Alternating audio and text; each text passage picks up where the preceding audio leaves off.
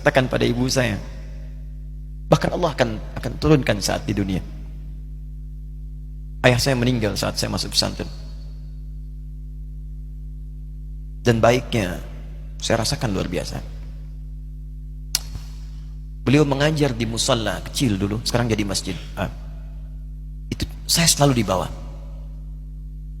Beliau mengajar, saya tidur.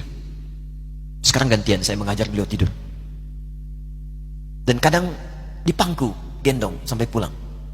Saya pernah sengaja pura-pura tidur untuk ingin tahu apa yang dikerjakan ayah saya di jalan. Jaga betul supaya nggak bangun. Begitu saya disimpan di kasur dan bangun, diajak bercanda. Saya mau masuk pesantren, beliau nggak sempat ngantar. Saya bertemu, beliau menangis, peluk saya, minta maaf, nggak bisa ngantar ke pesantren. Saya belum mengerti apapun saat itu. Saya bertekad, insya Allah saya belajar dengan sungguh-sungguh. Sepekan, 2 pekan saya dapat panggilan pulang. Saya tanya pada kakak saya yang ikut, sekarang ada di sini, di mana ayah? Beliau nggak jawab. Sampai di Bandung, paman saya, beliau sekarang Sekom MUI Jawa Barat, langsung menyampaikan, nampaknya nggak akan terkejar sampai sana, mungkin sudah dimakamkan. Saya ngerti, paham saat itu bahwa beliau telah wafat. Maka saya pulang. Maghrib saya sampai, saya dapati ibu di ruangan tengah. Saya datangi, saya menahan tangis, tidak menangis sedikit pun, untuk membahagiakan ibu saya. Saya datang, saya peluk, saya temani tidurnya.